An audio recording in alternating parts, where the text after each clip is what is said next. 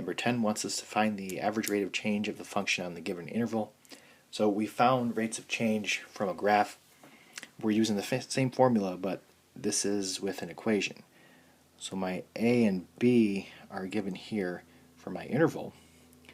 I just need to know what f of a is and what f of b is.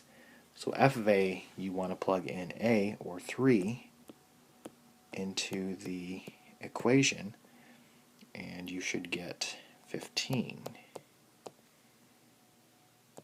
F of b, if you plug in b, or 6, it's going to be 2 times 6 squared minus 6, and this is going to be equal to 66.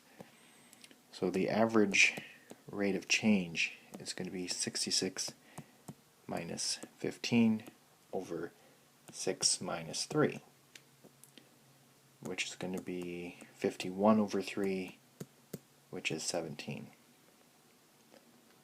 So that's going to be my average rate of change.